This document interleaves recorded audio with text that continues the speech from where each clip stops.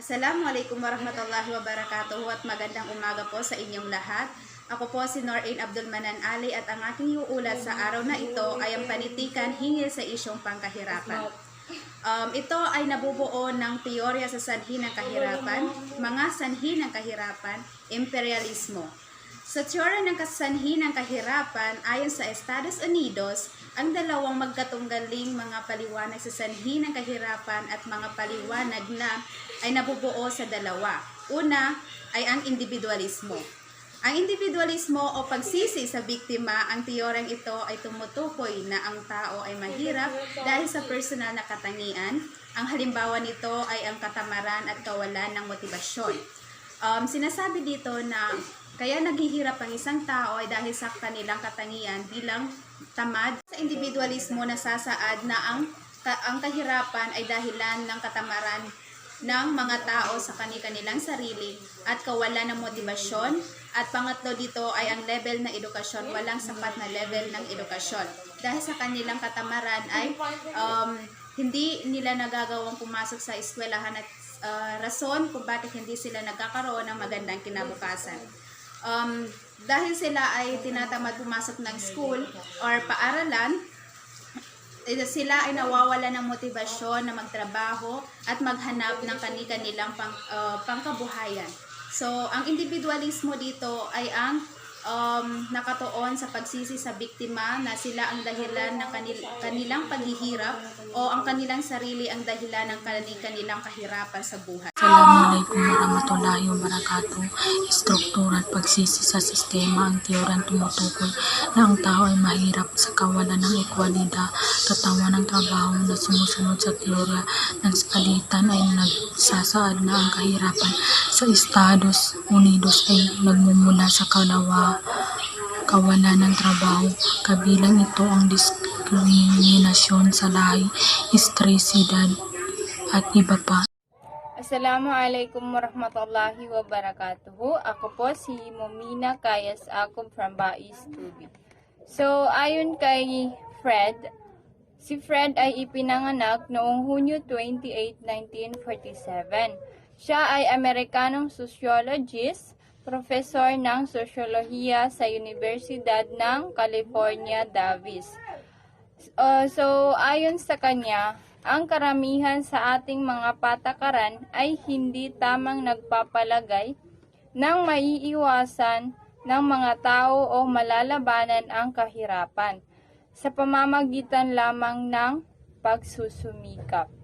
So, pagsisikap ang lunas sa kahirapan. Ngunit ang pagpapalagay na ito ay hindi pumapansin sa mga realidad ng ating nabibigong mga paaralan urbano. Pagtaas ng kawalang kasiguraduhan sa pagtatrabaho at kawalan ng makakayang pabahay, pangangalagang pangkalusugan at pangangalagang Bismillahirrahmanirrahim. Assalamualaikum warahmatullahi wabarakatuh. Ako po si Samsuddin Kusin Abdulaziz, Bais Tubi. So, tatalakayin natin ngayon mga umuunlad na bansa. Sa mga mahirap, umuunlad na bansa, ang ilang mga teorya ay sanhi ng kahirapan ay nakatuon sa dalawa. Una, mga katangian pangkultura ng isang bansa. Ayon po sa aking research, tama po, gaya ng bansa ng China, so until now, pinipreserve nila ang kanilang culture. Ang halimbawa nito sa kanilang pananamit at mga tradisyon na panggagamot. Hanggang ngayon ay may mga hospital sa China na ang paraan ng kanilang paggagamot ay traditional pa rin. So makikita natin sa aking pananaliksik, yung China ay yung kanilang traditional ay talagang iniingat-ingatan nila. Sa katunayan, makikita natin kung saan ang karate ay sa kanila nakilala. So hanggang ngayon ay iniingat-ingatan nila, ika nga pinipreserve nila hanggat sa sinali nila sa curriculum ang karate. Ibig sabihin ay para bagang mandatory, bawat isang China ay dapat makapag-aral ng karate. So, pangalawa sa teorya, ayon sa teorya ni Girindona at Harrison at Lindsay, na kung saan ay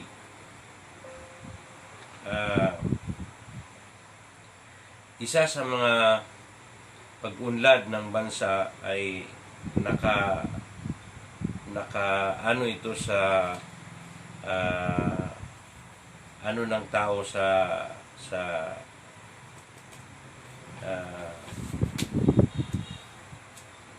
mentalidad ng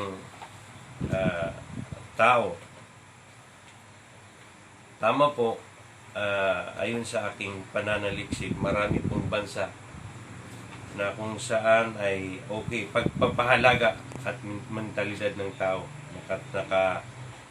Imposibleng umunlad ang bansa kung walang mga pagpapahalaga o mentalidad na nakatuon sa pag-unlad. Tama po, gaya po ng Vietnam, kung saan makita natin, ito'y makita natin sa mga pelikula o history na totoong nangyari, na kung saan sobra yung panggigipit sa kanila ng bansang Amerikano dahil sa pagpapahalaga ay hindi nila sinurrender ang kanilang bansa. Iningatan nila, pinaglaban nila hanggang sa alam natin na ilang dekada pagkatapos ng war ay humirap sila. Isa sa pinakamahirap na bansa. Maaari nating sabihin na sila yung isa sa pinakamahirap na bansa. Dahil, ika nga sabi ng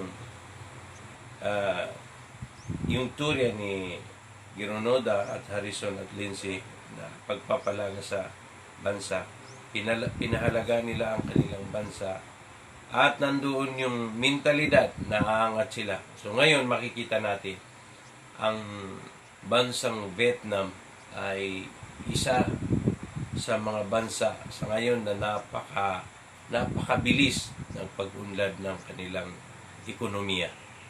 So, hanggang dito na lang po. Naman ay dumako sa mga sanhi ng kahirapan. Una rito ay ang katamaran. Ang katamaran na kung saan isang ugali ng isang tao o ng mga Pilipino na nagiging dahilan ng kawalan ng trabaho dahil sa kanilang katamaran or ayaw gumalaw, ayaw maghanap ng mga mapagkukunan ng pangkabuhayan, ay naghihirap ang kanilang mga buhay. At ito, katamaran ay isa sa mga sakit na dinadanas nating mga tao, especially nating mga Pilipino, na kung saan isa itong bahagi ng pagkatao natin na hindi na maiaalis. Ngunit kaya natin itong suklian ng mabuti, at yun ay ang pagtatrabaho at pagkakaroon ng motibasyon sa sarili na maghanap ng trabaho at magkaroon ng magandang pangkabuhayan ay ang kakulangan sa edukasyon. Dahilan kung bakit maraming mga kabataan o Pilipino ang hindi pa rin nakakapagtapos sa pag-aaral dahil sa kawalan ng edukasyon. At nasabi nga ng ating bayani na si Dr. Jose Rizal na ang kabataan ay ang pag-asa ng bayan. Ngunit paano ba magiging pag-asa ng bayan mga kabataan sa ngayong kasalukuyan kung sa edukasyon pa lang sila ay limit na? Kung sa edukasyon pa lang ay sila ay walang maipipresenta.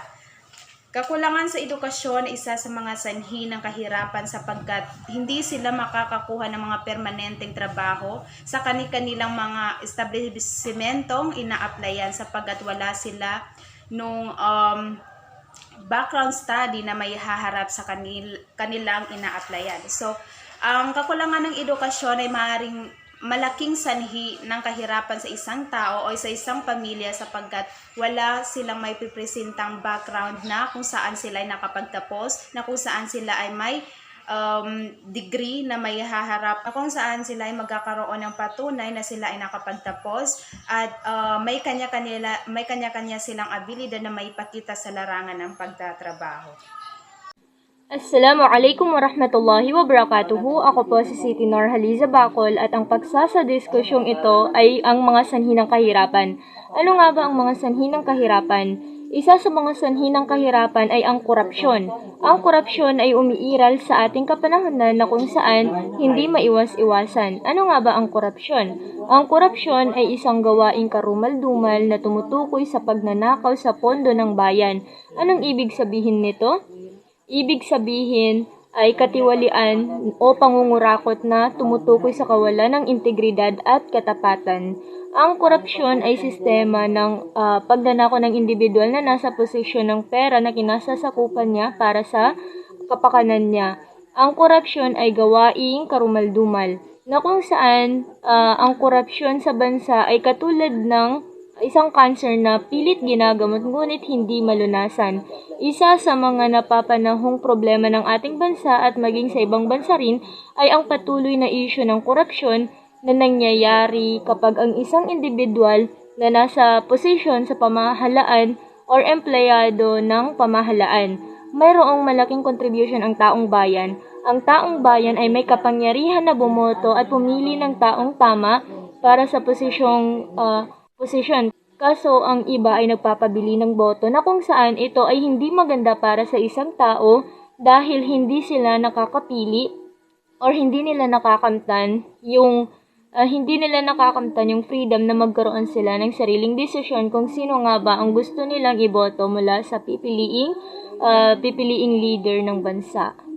Ang korupsyon din ay isang dahilan kung bakit nananatiling mahirap ang mga Pilipino dahil sa politika. Katulad halimbawa sa pagboboto, dapat maging critical tayo sa pag-iisip at huwag papaniwala agad na porque may nakita tayong cluster mula sa kandidato na kuno may makukuhang ayuda bawat pamilya, hindi dapat tayo papaniwala agad dahil hindi lahat ng sinasabi nila sa publiko ay totoo na kesyo pauunlarin ang bansa. Huwag tayong papaloko. Huwag magpapaloko or magpapadala sa bulaklak na pangakong binibitawan ng mga kandidato. Huwag tayong dapat botong ng boto, huwag din dapat accept ng accept. Do a background check first. Dapat is kilalanin muna natin kung sino yung kandidato na iboboto natin at alamin din dapat natin kung ano yung kapasidad nila sa pamumuno. Bakit ko sinasabi na kailangan natin maging critical sa pag-isip na dapat ay alamin natin kung sino yung dapat nating iboto dahil nakasalalay ang ating boto sa kinabukasan ng bawat pamilyang Pilipino.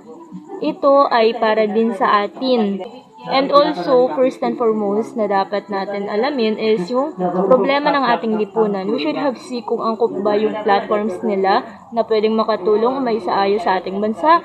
And of course, dapat meron din tayong sariling paninindigan. Hindi porke may relatives kang tatakbo sa kandidato na hinikayat ng botohin siya is handa agad-agad kang nakuha. Hindi dapat go with the flow lang parate. Isipin din natin yung sitwasyon ng mamamayan o ng mga taong nasasakupan natin. Kung titingnan din natin ang rashwa o ang pagsusuhol in Islamic perspective, ito ay haram, ito ay bawal, at hindi dapat natin ginagawa hindi ginagawa ng isang tao ng isang Muslim dahil ito ay isang malaking kasalanan na dapat iwasan ng isang tao dahil hindi lumalaganap ang katiwasayan at natatakpan ang boses ng katotohanan. Nagkasang-ayon ang pananaw ng Islam ukol dito na ito ay makasalanan at maruming pamamaraan. Nagkasang-ayon ang pananaw ng Pilipinas at ang pananaw ng Islam patungkol dito. At ang pagtanggap nito sa kahit anong dahilan ay maituturing na kabilang sa pagsuhol sapagkat nagiging hadlang ito sa paghahatid ng magandang serbisyo ng isang leader o ang pagkakaroon ng isang mabuting leader.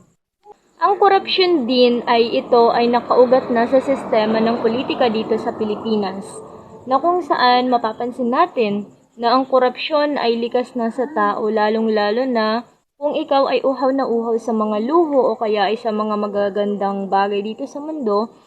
Isa sa mga hindi maiwas-iwasan dito ay ang pagtakas sa pagbabayad ng buwis, mga ghost project at pasahod, pang-aabuso sa kapangyarihan, pandaraya sa halalan at eleksyon, at ang mga hindi pagiging transparent o pag-iwas sa pagbibigay ng sapat na impormasyon ukol sa sariling kayamanan o mga gasto sa proyekto na kung saan nagiging bunga nito ay ang kahirapan.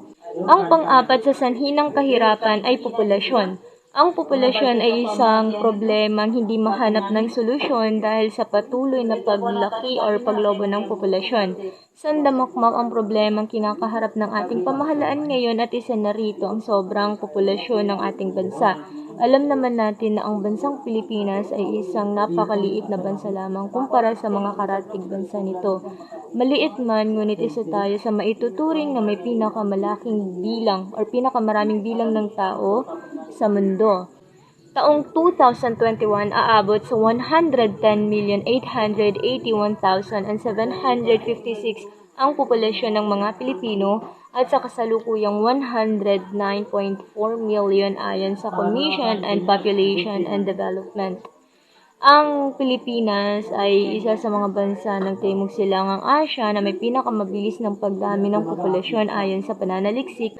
Ang pagkakaroon ng napakalaking populasyon ay nagbubunga ng malaking problema katulad na lamang ng kakulangan sa edukasyon, trabaho at higit sa lahat ay kahirapan. Ang higit sa lahat ng mga naging bunga ng overpopulation dito sa Pilipinas ay kahirapan. Masasabi natin na ang lahat ng mga problema na nabanggit ay isa lamang ang patutunguhan at ito ay ang poverty o kahirapan. Tinatayang 20,000 ang ipinapanganak habang may lockdown ngayong pandemya. Ang bagal ng paglaki ng populasyon ay itinatayang 1.3% sa 1.68% noong 2019. Ang isang malaking pamilya dito sa ating bansa ay mapapansin natin na hirap sila sa pagtataguyod ng kanilang pamilya sapagkat karamihan nga sa atin ay walang pinag-aralan sa makatuwid, walang matinong trabaho na nagbubunga ng pagkakaroon ng hikahos o salat na pamumuhay. Ang mga problema na nabanggit dito ay magkakaroon lang ng tsansa na masolusyonan kung ang mamamayan at mga may kapangyarihan sa gobyerno ay magkaroon ng tiwala sa bawat isa. Ito ay maaari ring makatulong sa pagmumulat sa ating kababayan na tayo rin ang susolusyon sa ating mga problema. Okay, ang kawalan ng disiplina, no? Isang dahilan ng paghihirap ng bansa dahil sa ugaling hindi pagsunod sa mga ng mga Pilipino sa batas, no? Sinabi ni Apolinario Villalobos, sabi niya, ang kawalan ng disiplina ng mga Pilipino, sabi niya, ay isang pangkalahatang pananaw, no? Isang pangkalahatang pananaw. So, na nagsasabing mayroong isang bagay ang nakakasira sa impormasyong ganda ng bansa. Ito ay ang kawalan ng mga ng disiplina ng mga tao, no? Especially kasi sa ngayon, yung mga bata, no? Ang mga bata ngayon nawawalan na rin sila ng disiplina dahil sa mga iba't ibang uri na nakikita nila o di kaya napapakinggan nila, which is no improper. Maging ang mga kabataan ngayon, no? So including niya siya sa ang mga bata ngayon, tayo kailangan natin magkaroon ng mabuting disiplina. So kailangan natin maging disiplinado at marakos sa mga otoridad, no? Isa ito sa mga para mapanatili, no, ang pagiging magkaroon natin o ang pagkakaroon natin ng disiplina is kailangan natin maging disiplinado at matakot sa otoridad. Kung sino man yung mga otoridad. Halimbawa, dito sa Cotabato City, pag sinabing may curfew tayo ng alas 10, kailangan nagiging disiplinado ang mga bata, no? Kailangan 8:30 pa lang o 9 pa lang ay hindi na sila lalabas. Kasi yun na nga, isa sa nakaka-improve na pag-unlad ng bansa ay ang pagkakaroon ng disiplinadong mga tao o mga sumusunod na to. Kabilang din doon is para makamit ang pagbabago, no? Para makamit ang pagbabago na kung saan nag-i-improve ang lugar o di kaya umuunlad ang lugar dahil sa pagiging madisiplina. Pero bumababa, opposite naman ito, ay bumababa ang ekonomiya pag walang disiplina ng mga tao dito, no? O di kaya yung mga tao sa bansa. Okay.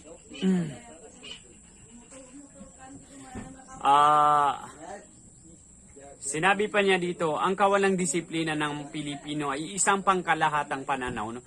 Dito ulit, tinutukin natin dito ulit na pangkalahatan, no? Hindi lang dito sa mga bata, pati mga matatanda na rin, nawawalan na rin ng disiplina dahil sa mga nakikita nila ngayon. So, kailangan natin ibalik ang disiplina, no? Kasi nakakasira ito sa ating komunidad, no? Ang pagkawalan ng disiplina. Okay. Okay. Second is ang kasakiman. Ang kasakiman ay isang ugaling hindi marunong makontento na gustong yumaman o umakyat sa itaas. Kaya nagagawang humatak ng ibang tao, no? Dito sobrang masakit to masyado, no? Isa sa mga kinaugalian ng mga Pilipino, pag gusto nilang yumaman, pag gusto nilang umakyat, no, sa entablado, bahala nang may masagasaan sila, no? Bahala nang may masagasaan sila. Basta makaakyat lang sila. Ito yung pinakamasakit Ito dapat tinatanggal natin. Ito yung kasakiman. Kasi ang kasakiman ay hindi marapat sa isang tao na maging masakim siya, no, sa mga bagay-bagay. Lalo na pag natural lang naman dapat, no? Natural lang naman dapat na kanyang mga pangarap ay hindi manakit ng tao. Okay. Kung gusto natin kung gusto natin maging kung gusto natin umakyat sa entablado o gusto natin mapataas ang ating sarili, wag na tayo sumagasa ng iba, no? Wag na natin gawing para makaakyat lang sa iba ay kailangan pa nating sumagasa. Ang halimbawa nito ay tanimbala, no? Ang tanimbala sa naiya, no? At saka hindi lang ito tanimbala sa naiya. Ang mga pulis ngayon sa kasakiman ngayon, ang mga pulis pag may nare-read sila, pag wala silang nakukuha doon sa isang tao, nilalagyan nila, no, planted. Nilalagyan nila dahil yung sa kasakiman na baka nga tumaas ang kanilang posisyon. So, ang ginagawa nila, ang ibang taong napapahamak dito, no? Ang ibang taong napapahamak dito na kung saan kukunin nila ang kanilang ninanais kahit na may mga tao silang nasasagasaan, no?